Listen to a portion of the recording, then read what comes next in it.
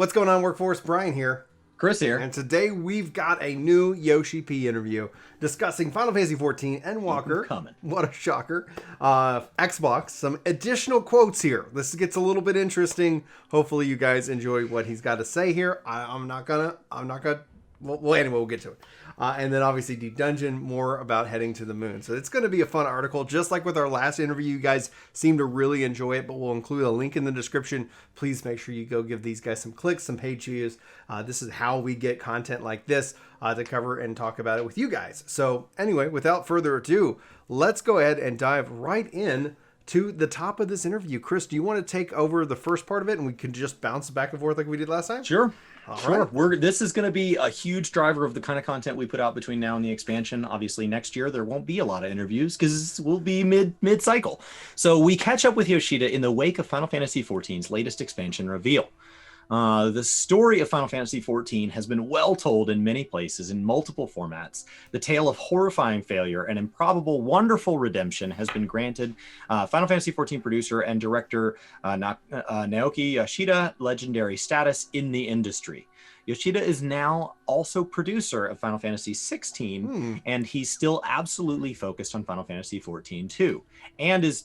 There's a lot of commas. Yeah. And is currently in the process of bringing home Endwalker, the fourth full expansion to Final Fantasy XIV. I'm not a good English person, but it's like at some point we're like, I felt like this sentence needed to end. While the most dedicated residents of the world of Final Fantasy XIV couldn't gather in the real world this year, Square Enix was able to hold a digital celebration of the game that culminated with the announcement of the new expansion Endwalker. I kind of started with it, as well as a PlayStation 5 version of the game. After the announcement, we had a brief opportunity to chat with Yoshida about the expansion. We touch on its lunar setting, music, the future of some kinds of content, and what exactly is going on with that much discussed Xbox port. Here's our chat in full. The first question. Over the weekend, a clip of you from 2019 FanFest went slightly viral. In it, you asked the crowd where the next expansion might take players, and someone shouted, "The moon." You laughed and said, maybe in 7.0. So, did you know back then you'd actually be going a little earlier? And can you explain a little about the origins of that location? Was it inspired by Final Fantasy IV fan service, or more? Is there more to the decision to go there? Yoshi-P says, with respect to the theme of the moon, I had already decided it would be a location players would eventually visit for the completion of the Hydaelyn and Zodiac story at the time of Fan Festival keynote address in 2019. As the saga I assume that's envisioned? We'll go with envisioned. I don't know that word. Yeah. I assume that's I envisioned back then. I was considering the conclusion would be in 6.0 or 7.0. That's why I jokingly answered as I did. It's interesting. I'm going to jump in here because if it's essentially like, okay, we might go to the moon in 6.0 or we're in 7.0, they do so much pre-planning that it's the idea is that that's where we're headed. And then when they start into the planning, like, does that make sense to have it as a part of this expansion? If it's not this expansion, what's the story that we tell that sets up, obviously, 7.0, which would be then the conclusion? Personally speaking, I'm very happy it's 6.0 and they did not push that to 7 because that would mean we'd have a whole other expansion of the Hydaelyn Zodiac arc. And I think Shadowbringers did such a strong job at really, while there's still questions that Endwalker, in my mind, needs to answer, the fact is like, I couldn't think of another, 2 years of content that would then take it into this. Like, it feels like we're going into the finale of the storyline, personally speaking. So anyway. It does. And timing on releases is weird because at the media tour last time, if you go back and listen to, someone has a Reddit post where all the different interviews he gave over the media tour were, which was everything from YouTubers that don't normally cover this as their primary game, all the way up to the big Twitch personalities that are known for it, all the way up to mainstream outlets. In those interviews, there was things mentioned like farming, which was implied in those interviews that would be put out this expansion, which I thought, okay, well, maybe that'll be part of Ishgard. And now we know that's actually next expansion. So it's very clear to me that they kind of have a list of things they want to get to soon. And then soon is like, okay, is that this expansion? Is that next expansion? So they're always looking. That's why when you talked about in the last interview, we covered that 5 years out. They're always looking kind of 2 expansions plus the current stuff in the future. And it's just where that stuff makes sense. It's also the most financial in terms of development. You waste money when your developers are sitting around with nothing to do. And you see this in big studios where you see massive layoffs after a big release because it's like, we've released the game. Why would we hold on to 200 people sitting around collecting a check with nothing to do because we're not ready for whatever comes next? And those people end up like always kind of bouncing around. One of the reasons what kept me out of game development, I was like, I in no way am happy with like, hey, by the way, I spent a whole year crunching. You haven't seen me. Now I'm unemployed. I'm going to lay on the couch for a little bit. It's just like, I didn't think that would work out for me or what I wanted for a family. And the money in the industry doesn't line up with something more like oil and gas, where that kind of crunch followed by rest works better with the cycles of the industry. Yeah. The industry really is, I think what helps 14 avoid crunch is that there's always a to-do list. And so they know they can't crunch now because the moment 6.0 drops, they're already working on 6.1, 6.2. They're already starting to they have certain members of the team that are already starting to plan out 7.0. Like everybody's got like, the work doesn't stop. It's like, oh, thank goodness that's done. Take the weekend. I'll see you on Monday. And we're going to get right back at it. It's a marathon. It's a marathon. Absolutely. Anyway, it's a marathon. Continue. I just thought that was so moons serve as an important element in Final Fantasy XIV. The moon Dalmud was constructed by the ancient Allegan Empire as a prison to hold Bahamut. But there's also a huge secret hidden in relation to the greater moon itself. And we have briefly touched upon this partially in the story of Final Fantasy XIV so far, while skillfully hiding some things from the player. It would be senseless if I were to divulge those details, so definitely try looking out for them yourself. I know that the different, Anonymous just went on Mog Talk with Ethos, and Ethos has been making the rounds. There's been a lot of theories. Larry's had it, there's a lot of theories out there. What's going on? So if you feel like you're caught up and you don't have a theory, there's plenty of theories out there to kind of get that train rolling in your head about what it could be. Of course, when you mention the moon in Final Fantasy series, the first title to pop up would be Final Fantasy IV.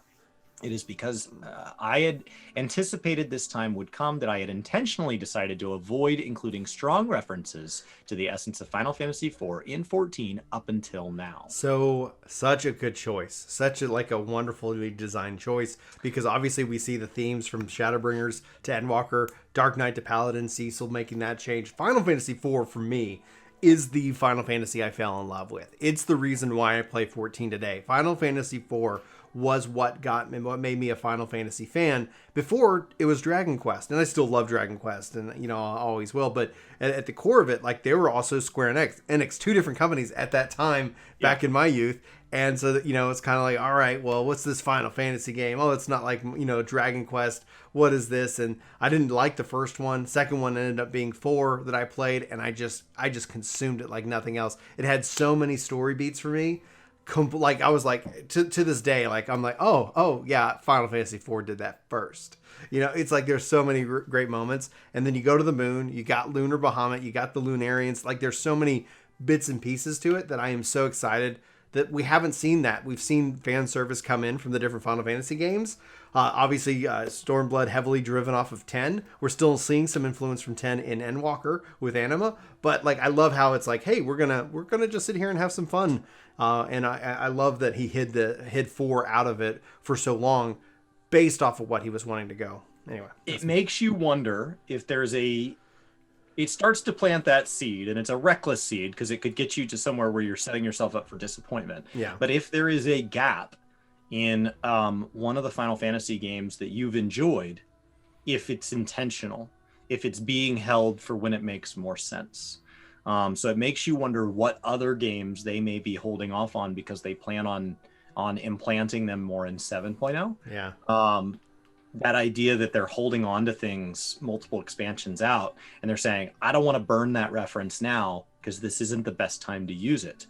They've used a lot of references up to this point. I obviously thought the Ruby Sea and adding swimming to the game was the ideal time to add Blitzball. And so since then, I've kind of given up hope. So when is the best time to use each reference is kind of a question that this really brings up. It makes it seem more intentional and less like, oh, they've never done my favorite reference. Maybe not yet. Not yet. So, all right, I'm going to take this next one because this is a big question. This is for me. Forgive me for asking this. No, man, thank you for asking this, VG. As I know that you've spoken about this at length before, even to me, but what's the deal with Xbox? I feel like if I wish I could do a Jerry Seinfeld. What's the deal In 2019, 2020, statements by yourself, Phil Spencer, seem to suggest that you were edging closer to a solution to bring Final Fantasy XIV to those platforms. So it was a surprise to see just the PS5 announcement without any further news on other platforms. Switch has been mentioned in the past too, but Xbox in particular. Can you give us an update and possibly explain what obstacles remain? And Yoshi says, there are no obstacles for developing the Xbox version. Huge news. This is great because no matter what, we've all been speculating. Is it PlayStation locking it down? Well, that would be an obstacle. Yoshi-P saying there's no obstacles. Saying that, you know, there were no backdoors in this question to like slip out and be like, well, we can't really talk about it right now. This was a pretty straightforward. So he says, we were able to undertake development and provide our service thanks to the immense efforts that Phil has invested. And for that, we're truly grateful. The sole factor. Did you read the first sentence? Yeah. Okay. Yeah, it was that no obstacles. We were able to undertake development. Yeah, you could read that sentence 6 more times. Oh, yeah. So they were able to undertake development and provide our service thanks to the immense efforts that Phil has invested. This is really huge. Phil has been working really hard to get their ecosystem in line, ready to go. The sole factors are that the workload and the order of steps. Now that when it comes to the Xbox version, there's unfortunately not much that I can say presently, but just that we cannot work on all the steps simultaneously and the need to follow the order proceeding with these things. Since we are currently involved in the development of Endwalker and preparing the PS5 version to follow on from its title service on PS4, I'd appreciate it if we return to touch upon the Xbox version once things have settled. And you know what happens when you know what's next after the PS5 version? May. So PS5 version, just for anybody that hasn't been following all this news, drops with the patch on April 13th. And in my head, why in the world would the beta version of the PS5 go client on a patch day? On a day that you were going to slam the servers on one of the largest returning patches over the course of an expansion. 0.5 is an enormous hype driver, an enormous reason to call to action people that want to get in for the new expansion and people who have been gone for any length of time. This is the ultimate welcoming back campaign, whether or not there is a free login campaign or an invite your friend back. This is the time when, regardless of those marketing terms, this is when people come back. This is when their friends say, that thing that you wanted, it's coming. This is that time. So to pick that patch and do the PS5 beta on the same day when the servers are going to be taxed to the nines, we could see, we don't have to see, we could see wait times felt silly to me. Like, it's like, why would you do that? Why not launch it 2 weeks after 5.5? You know, why not? Like, sometimes they do that where they say, hey, it's in the 5.55 stuff, but it's actually going to come 2 Tuesdays later. Yeah. So that it's not tied with the like congestion. And it was like, well, I guess they want a lot of data. They're going to get a lot of data. They're going to get a whole lot of feedback. Not all of it's going to be positive. And so they're going to get a lot of feedback. Why would they do that? And now, like, they've reinvigorated that excitement for me because it's like, because they have more to announce between now and 6.0. Is that possible? Oh, yeah. And I think that's where I would say that the next and the logical announcement date is at the May Fan Fest. Because when they go and when they're like historically, when they've announced platforms, it's been when pre-orders go up. So, you know, okay, pre-orders are up. Here are the new platforms. That's when they've added Mac. That's when they've added like more and more platforms to this list. And based off our last interview, they want to grow the base from 20,000 accounts to 30,000 accounts. And a real easy way, 30 million, thank you. You know, a real easy way to kind of help bridge that gap would be to open it up to Xbox, which Bill wants, which Yoshi-P wants, and Yoshi-P, if his, you know, I believe him in this case. I know he's a showman, but this doesn't feel more like showmanship. It feels more like, yeah, like there's no obstacles. Yeah, Phil has done an amazing job. Yeah, we'll talk about it once we get the order of operations, which is PS5, which makes sense. It's their home nation. It's their like. PlayStation is and the live letter said that's a 25th platform that they're covering. Yeah. Would you want to see them actually release it on Xbox One? Because personally, like from just a workflow perspective, if it was one or none, just put it Series X, Series S. Like I'm like Series X and I don't know how much. I don't know what form factor powerful the S. I don't know, but I wouldn't go one. So there's 1, 1S, 1X, Series X. Yeah. I would not support all 4. Yeah. They've already talked about how each platform, each version acts as a platform. We think of platform as gamers. We think of platform as PC, sometimes Mac. We even count those as just computer, Xbox, PlayStation, Nintendo. And we're like, that's it. That's all the platforms that are out there. They're like, no, the Steam version is a version. The collector's edition, the normal version, these deluxe, those are all versions within each. But each also expansion is another version on top of that. 3 or 4 versions. PlayStation is 3 or 4 versions. PC is 3 or 4 versions. Xbox is 3 or 4 versions. So they broke it down. They had a list. It was 24 versions. Adding PS5 is 25 versions that have to be verified and checked. And if you support Xbox and you say Xbox One, S, X, and Series X, and you do, I think it was like 4 or 6 or whatever times each of those, you're like, you're adding another 20 some odd things that have to be verified prior to 6.0 going out. So no, I wouldn't. I have an Xbox One X. Yeah. So my own personal selfishness is like, the X or greater is plenty, but like in all honesty, Series X or later. Yeah. In all honesty, put it on the 4K right from the get-go. Match the PS5 specs. Don't even come out with a PS4 equivalent thing. Just say it's the PS5 version, Series X, 4K, digital only. Have fun. That's it. Yeah. All right. Why don't you take the next question? Because okay, I wanted to give you an opportunity to talk about the music of Endwalker, given that I've seen a lot of fans loving the music in the trailer and trying to decipher the lyrics. Is there a particular theme or style that you, Soken, and the rest of the team are aiming for the music to embody this time? And will there be any new contribution from Umatsu-san for this expansion as with others? From both my and Soken's perspective, the music used in the teaser trailer is far from complete. We'd definitely like you to check the final product in the full trailer. Keep in mind, guys, we don't get a full trailer till the 0.5 patch because it might have something that would spoil. We'd definitely like you to check the final product of the full trailer. Endwalker marks the very first climax in Final Fantasy XIV from a story that has continued for more than 10 years. I asked Soken to aim for something with a direct impact in terms of the music as we approach this dramatic climax. However, we're only just getting started, so I'd say that's a fair deal of trial and error will probably continue for both myself and Soken. As for Mr. Umatsu, we'd like him to prioritize his other projects in consideration of the fact that he had a health issue before. By the way, although Soken composes the majority of Final Fantasy XIV's tracks, there are, of course, others that have been provided by other artists. Try having a look through the soundtracks we've released so far. Ever the Salesman. Like, he all but on the end of that goes, available for purchase. Like, I think you can in-game rewards. Like, yeah. 14 has become known for its music. Yeah. There are in a way that it's weird that we still haven't got a Game of the Year nom for music, right? Like that's the one thing that every time and it's not that the other people in the category aren't deserving. Amazing music all around.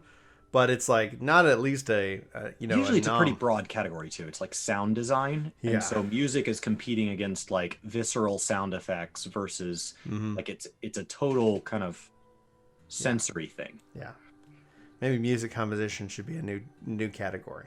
Anyway, just a thought. All right, so while Shadowbringers started the role quest concept that is now being expanded upon in Endwalker, players will still have access to completely optional level 80 job quests for each respective job. Will we see a level 90 job quest in Endwalker, or are the job quests as we know them dead outside the newly announced jobs? And Yoshi says, of course we will implement job quests for the new jobs. As for the episode quests in each job we have incorporated in 5.0, we prepared them as a sort of highlight of the job quest from previous expansions. The episodes that we would like to place of those are not fixed at this point in time. So they're, I guess, still fleshing out whether they're going to continue with the role quest system with then an added job quest at the end of it. I would assume that would probably be the way they go about it. Next expansion, Chris, what's your thought? I like role quests. What I would like to see job quests expand into is teaching you to play the game. And because we're continually adding to the number of jobs supported, like the platform conversation, that's a harder and harder task. So the beauty of the role quest is we can say, here's how you play physical ranged. There can be a quest that forces you to use your limit break and use it correctly and verify it's on the bar. and there's a thing that forces you to turn tank stance on, and maybe tank swap with another tank, maybe deal with a DPS pulling things that you don't want to pull, right? So like I would view the role quests as something that need to get larger, and as a result, there need to be less of them. I understand from a narrative standpoint, there are people who feel that leaves their job not as well supported as back when we got individual job quests, just from a narrative standpoint. Obviously, I'm the gameplay focused guy here. But like, that's how I'd like to see. I do like the idea of them going back and saying, here's a highlight, because one of the things we've always asked for is the previously on, because then that means if we were to say, okay, now job quests are optional, how do we go back and catch Dark Knights up on who they are if all they've ever done is the tank role quests? Correct. All right, and our last question in here, both Heavensward and Stormblood had deep dungeons, and Chris and I have just been recently kind of working our way through as a duo, actually a lot of fun in ways that you can kind of challenge it.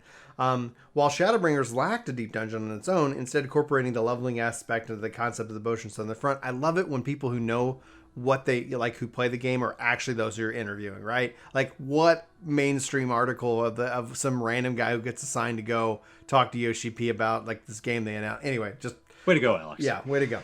Is there any chance that we might see a return to deep dungeon concept with Endwalker? Yoshi says, when we announced that we wouldn't be bringing deep dungeon into the 5X series, we realized that there were more players that had been looking forward to it than we had expected.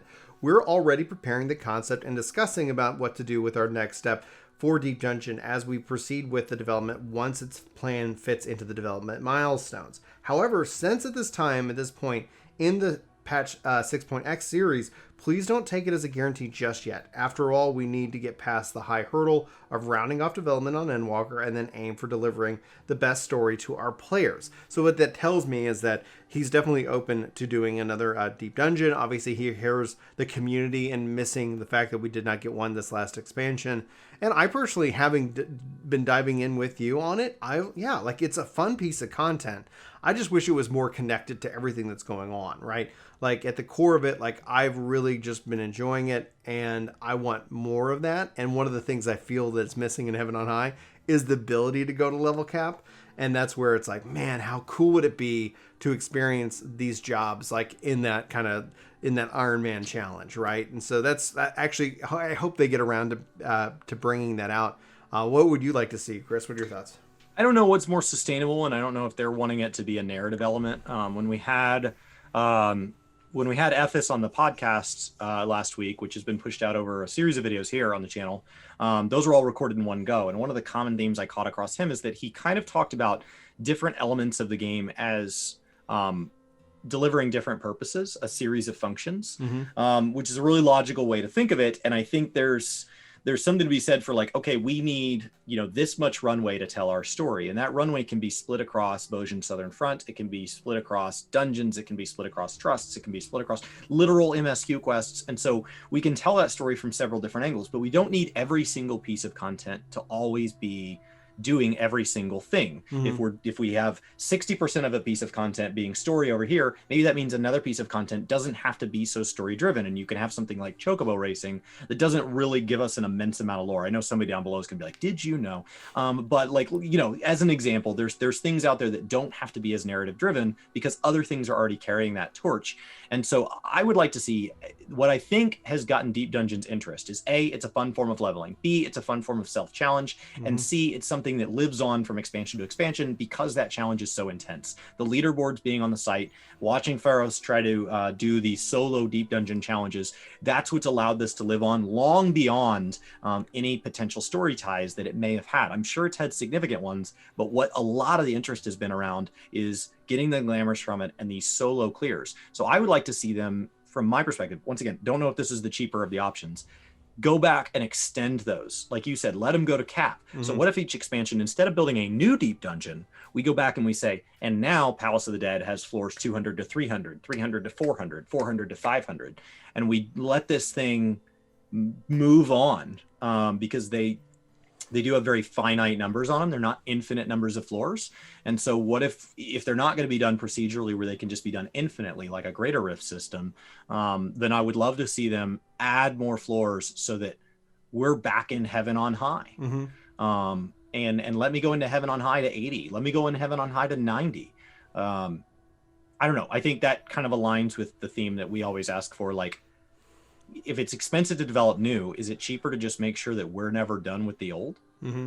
Yeah, and I think that we'll have to obviously wait and see what they end up doing in the long run. Because one of the things we've always like wanted and longed for is the ability to take like what they've done with Heaven on High and Palace of the Dead, and take the dungeons and make the dungeons a part of that whole aspect, and just say, hey, take these two pieces of content and make something new out of it that combines the best of both worlds in that regards as well. So the core of it, I guess we'll have to wait and see. I think this interview in and of itself is just phenomenal. It's just phenomenal. It's clear that Alex plays the game. Yeah. Not every writer, right? To make a living, they can't just cover one game. Many of these writers have to cover many. So we don't always get assigned a writer from there that has a lot of experience with our they may be responsible for covering 20 titles and they can only spend so much time with each one of them. It's very clear that this person plays 14 to me. Yeah, absolutely. And it's been like, in the questions that are asked, or I think I felt like I'm in the room. Like, yes, let's talk about the music. Yes, let's talk about Deep Dungeon. Yes, let's talk about that Xbox. And those Xbox questions and answers actually restore hope. That gives me hope, because I was like, okay, yeah, like it makes sense to talk about PS5. Like, you're talking to your core audience. The core audience is on PlayStation. To announce Xbox at that time would have been nice. But at the same time, it's also a long road to that, where you can go into the FanFest, and if they announce a new platform Xbox at FanFest, that gives them a lot more work to be able to kind of sit here and say pre-orders are up. You could pre-order on Xbox now, as opposed to like, oh, we've added this later. Now, the fear in that answer is that, okay, yeah, like there's no roadblocks, it's on their list, but it might not make Endwalker. But that may mean that they may be added in a patch. What's up? Do you think if it's not 6.0, it has to be 7.0? Because you got to remember, 6.1 starting a new story. So they could push it to 6.1. They could. And so we haven't seen it before, but they could. Mm-hmm. You know, things change, which is great. And honestly, it's something that was like, all right, cool.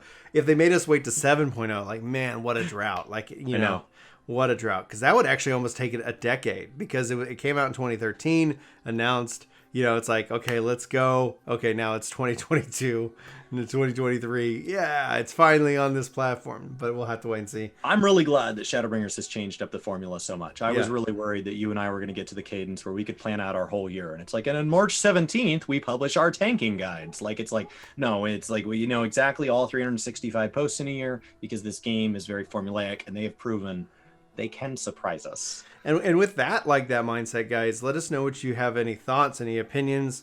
Honestly, I'm going to say this, and I'll say this at the end of the video. Namely, because like, I want this to be a win. I want this to be a win on an Xbox for all the cynics out there. Like, it's never coming, you know, like, oh, you know, it's like, I just would be like, oh, there it is. Like, that's a victory. Same thing that I would love to hope, who knows, it could have already been announced that they killed Anthem today, but the same reason why I want them to like actually finish their plan for Anthem Next 2.0, just for all the cynics out there, just to be like, we got one, like I only need one a decade or something like that. So we'll have to wait and see what happens with it. Chris, you got any final thoughts before we wrap up this video? No. With we got partner on Twitch on Friday, and so we were recording this on our first work day back, and so we are about to sit down and talk about what that means for the channel. Just know that if anything, it means more, not less. So it'll be a lot moving forward. We're just gonna sit down and make a plan. So from Work to Game, thank you very much for your support, being a part of the Lurk Force, checking out any of the streams that we've had over there. Hopefully you guys like the content that's coming out of live, as well as here over on the channel itself. So thank you very much. But for Work to Game, my name's Brian.